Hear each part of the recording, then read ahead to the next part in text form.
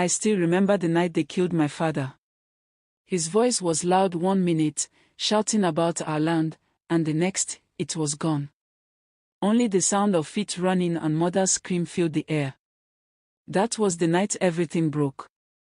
One of the elders said, "Chief said you must leave that land before tomorrow. You've been warned many times." "Warned for what?" "This land is mine. My father farmed it, and his father before him. You people just want to take what you did not work for." Father replied. The elder raised his voice, "Don't talk like that. The new boundary has been drawn. You have no right there anymore." Father frowned and said, "You can draw all the lines you want, no one will move me from that land. Over my dead body." The elders angrily replied, "Then over your dead body it will be. You think you're bigger than the elders?" Father, refusing to be intimidated, answered, "If the elders have turned greedy, I will not join them. That farm feeds my family. You'll have to kill me first. Then maybe that's what will happen tonight." Another elder said as he brought out a cutlass. "Cowards! You come with weapons in the dark like thieves," Father mocked. I heard mother screaming from the house. "No! Leave him. Please, don't. Let's go before someone comes." Father's body was left lying in his pool of blood. They said it was a land matter, that he refused to give up the farm by the stream. The land had been in our family for generations, but now it belonged to the ones who carried machetes and came in the dark. The elders said it was mother's fault that father's spirit would not rest. The 3 elders who visited our home the next day said to my mother, "Woman, you know what must be done. Your husband's spirit cannot rest until you follow our mourning rites." My mother replied, softly, "I am mourning him in my heart. Why must I be treated like a prisoner to prove my sorrow?" The elder frowned. "It is not for you to question our ways. You must shave your hair, stay in the dark room for 2 weeks, and eat alone. That is how it has always been." Mother shook her head. "I cannot. I will not sit like a leper while people pass food through the window. That is not mourning, it is humiliation." The elders became angry. "Be careful with your tongue, woman. If you refuse, the curse will follow you. Your husband's spirit will bring misfortune on your children." Mother looking up, tears in her eyes. "If that is what your tradition demands, then let your curse come. I will not do evil in the name of custom." The elder shouted. "She has chosen her path. Let the village know, this woman rejects our ways. She and her daughter must leave before nightfall." The elders turn and walk away. Mother crying loudly. "I will not do it," she said, her eyes red and swollen. "If your tradition means treating me like an animal, then I will go." They called her stubborn. Evil. By evening, they dragged her out of the compound. My older brothers didn't stop them. They said if they did, father's ghost would haunt us all. That night, mother and I walked out of the village with nothing but a small bag and the clothes on our backs. The new village didn't feel like home. People looked at us with pity, sometimes with fear. They whispered when we passed, saying we came with bad luck. Mother did odd jobs, washing clothes, selling roasted maize. Some days, we slept on empty stomachs. I miss school. I miss being normal. But I never told mother. She already carried too much. Every time I saw her come home tired, her fingers wrinkled from washing other people's clothes, something inside me ached. That was when I met Say. He lived 2 houses away. He was thin, with kind eyes that looked tired too. He sold firewood and sometimes helped at the well. One day, he helped me carry a basin of water home. After that, we started talking. I remember the day we met. Late afternoon. As I was struggling to lift a heavy basin of water, I heard a deep voice. "Hey, wait, let me help you with that. It looks too heavy." "No, It's fine. I can manage, I replied. Say, smiling. You say that, but the water is already spilling. Let me carry it a bit, I'm stronger than I look. He was right. All right, thank you. He took the basin and balances it easily on his head and we start walking. You're new here, right? I don't think I've seen you before. Say asked. Yes. My mother and I just moved in, I replied. Oh, sorry. I heard people talking. You've been through a lot, said Say. People always talk. Say said soothingly, true. But I don't listen to talk. I just see someone trying to leave. I looked at him for the first time and smiled faintly. Then asked.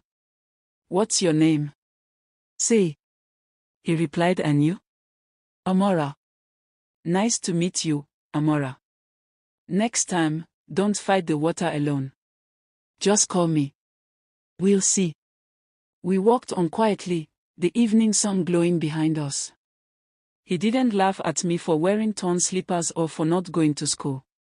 He listened.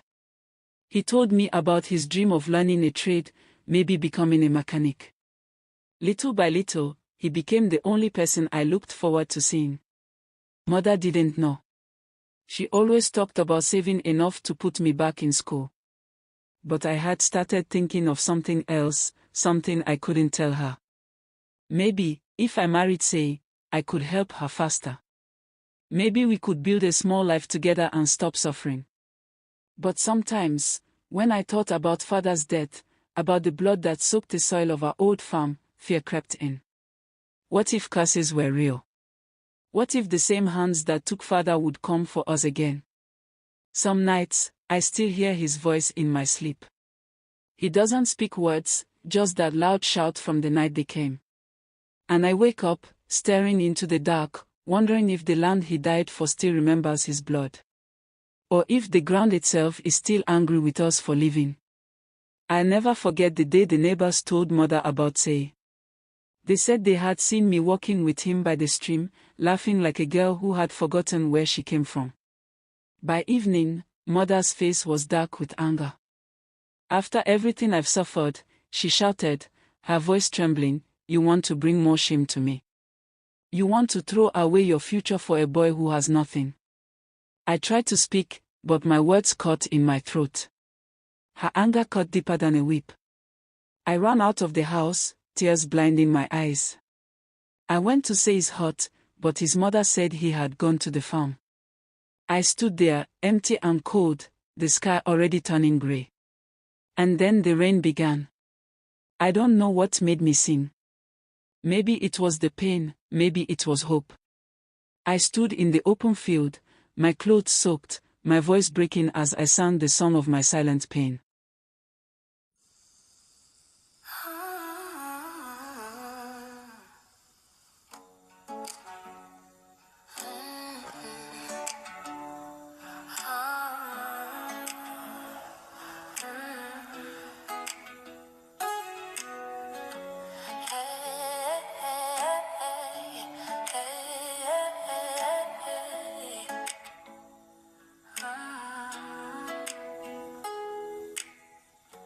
I still see Father's blood in my dreams,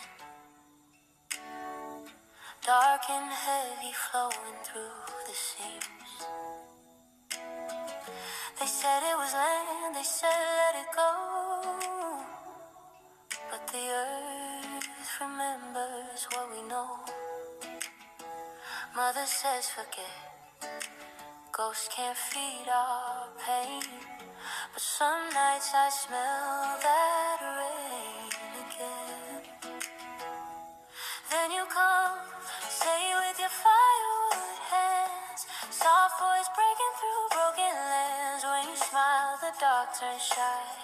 You're the light that refuses to die. Oh, say, you're the light that refuses to die. Your laughter warms my empty chest. You say one day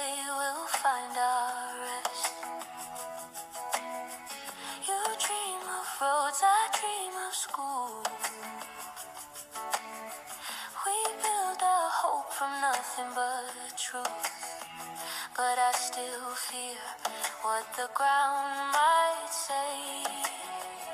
If it remembers fathers yesterday, then you come, say with your firewood hands, soft voice breaking through broken lands. When you smile, the dark turns shy.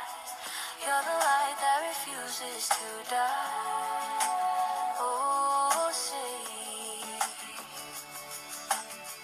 you're the light that refuses to die. What if love is the price we pay? What if ghosts never fade away? Still I hold you close each night, 'cause your heart burns steady in the fire.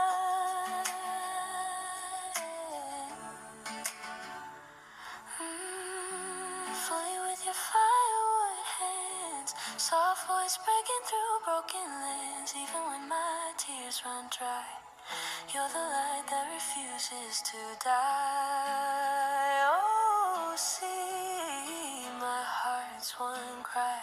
You're the light that refuses to die. Even in a world that took so much, your kindness feels like God's own touch. You're the light, you're the light that refuses to die.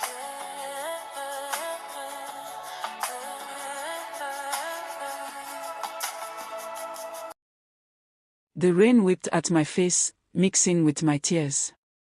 I sang until I had no voice left. Then I heard my name being called. Mother's voice, frantic, breaking, echoed through the storm. When she found me, she didn't shout. She dropped to her knees, held me tight, and cried. "I'm sorry, my child," she whispered. "I'm just scared. I don't want to lose you too." We walked home in silence. That night she made hot porridge, and we ate together in peace for the first time in weeks. The next morning, she opened a small metal box and showed me the crumpled notes inside. "This is all I've saved," she said. "You go back to school. You'll make something of yourself." I nodded, though my heart twisted. I wanted to tell her I didn't care about school anymore, that all I wanted was to be with Say. But I couldn't. She looked so proud, so full of hope. I didn't want to break her again. So I went back to school. It was hard. My mind was never in class. I miss Say, his quiet laugh, his easy words. I grew restless, snapped at teachers, fought with classmates. Then one day, a girl named Tola sat beside me. She had a calm smile and eyes that saw too much. After school, she asked softly, "What's really wrong?" And I told her everything. About father, about mother, about Say. She listened, just like Say used to. But she didn't tell me what to do. She only said, "Don't lose yourself trying to fill an empty space." Slowly, I began to change. I studied harder. I helped mother more. I still saw Say sometimes, but from a distance. He smiled at me once, but I could tell the light in his eyes had dimmed. Not long after, word spread that he had left for the city to learn a trade. I cried that night, but quietly. Something in me knew it was for the best. Years passed. I finished school and learned to sew. Mother and I started a small tailoring shop. Then, one evening, our older brothers came to visit. They knelt before Mother, tears in their eyes, asking for forgiveness. Mother cried too. That night, our family felt whole again. Months later, as I sat by the shop one hot afternoon, a familiar voice called my name. I looked up, and there was Say. Taller, stronger, with the same kind eyes. He smiled. "I heard you're the best tailor in the village," he said. Say is still smiling. "You still hum when you walk. Some things never change." Startled, I got up. "Say, is it really you?" Say, laughing. "It's me. The same Say who once carried your basin at the well." Smiling shyly, I couldn't believe my eyes. You look different. Stronger. Grown. Sei replied. City life would do that to a man. But you, Amora, you've changed too. You're brighter. Laughing softly, I replied shyly. It's the sun. It makes everyone shine if they stay in it long enough. Sei said, gently. No. It's not the sun. It's you. We stood in silence for a moment, smiling awkwardly like old friends. I finally found my voice. I heard you learned a trade. Mechanic, right? Sei said. Yes. I can repair almost anything now. Even a truck, if someone will ride in it with me. My heart skipped. You haven't changed, you still talk in riddles. Sei stepped closer. No riddles this time, Amora. I came back because I meant what I said years ago. I worked hard, saved every coin, thinking of this moment. Quietly, I said. Sei. When he spoke it was soft but firm. I want to marry you, Amora. Not tomorrow, not later, now. I've spoken with your mother already. She said I should ask you myself. My eyes filled with tears. I looked away, trying to hide my emotions. I stuttered. I don't even know what to say. I waited for so long. I thought you forgot me. Sei shook his head. Forget you. Every hammer I lifted, every board I nailed, I saw your face. You were the reason I didn't give up. I covered my face with my hands and laughed through my tears. I replied. You talk too much, Sei. Sei, smiling. And you still blush when I do. So, will you marry me? He knelt and brought out a simple ring made of twisted metal wire. I answered, whispering. Yes, yes, I will. I laughed and cried at the same time. Sei stood, and we hugged. The villagers nearby clapped and cheered. My mother watching from a distance, tears of joy in her eyes. Sei said, softly in my ear. I told you, Amora.